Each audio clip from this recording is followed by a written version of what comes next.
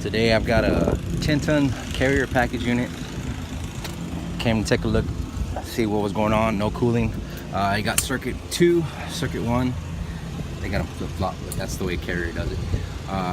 Circuit number 1, I noticed that they put in this this kind of a head pressure control. That's not factory.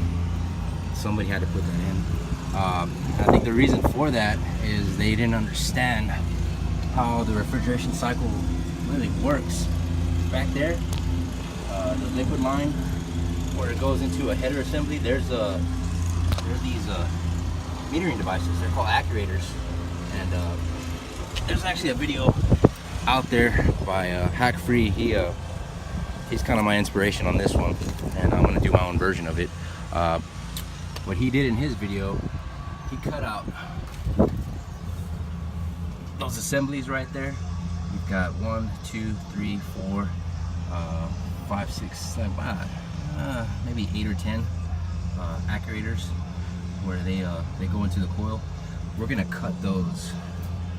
We're gonna cut those right after the piston, crimp them back, and well, before we crimp them, put in distributor tubes that go to a TXV, and we're gonna get rid of that metering assembly.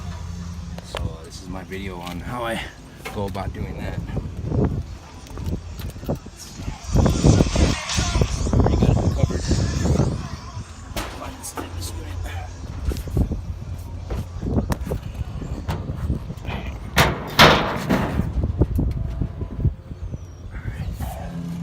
So this header assembly, we're gonna get rid of. That's actually the one down here. Sorry, coming from this unit.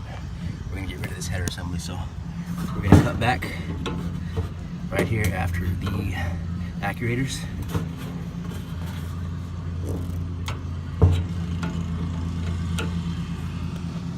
Go one by one.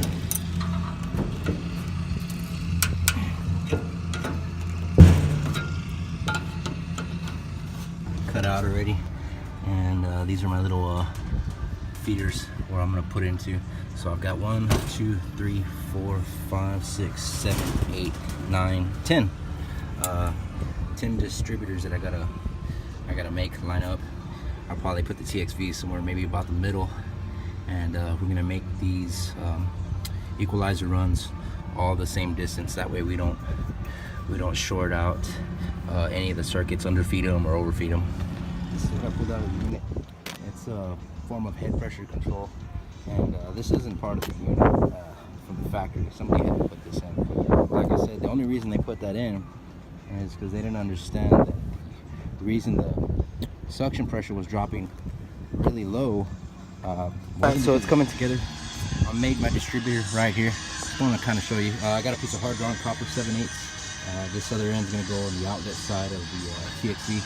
These distributor tubes, like Hvac HVAC says, they all have to be about the same length. Also, you want to make sure that you've got a good tubing cutter, not any regular tubing cutter, but a small, a mini one, or a cap tubing cutter, because these need to be opened up. If you try cutting them with dikes or anything like that, you're just gonna crimp it down, and it's gonna be hell to open back up. So, and I've got this part flattened out, so I'm gonna weld that, and it should work just fine. Okay, so I've got my assembly welded up. Make sure to use nitrogen when we're welding, especially when we're dealing with capillary tubes. That way we don't create any kind of blockage when we're welding. But that's pretty good. Not too bad for something to come in. Okay, we're inside the unit, and here's the finished product. Converted this fixed orifice 5-ton circuit to a TXV, and I've got my feeder tubes all spaced out, coiled up. They're all the same length, like I said, so that way we don't overfeed or underfeed any of the circuits. And then I've got my sensing bulb hooked up to the suction line. That way we could modulate the amount of refrigerant going into the unit.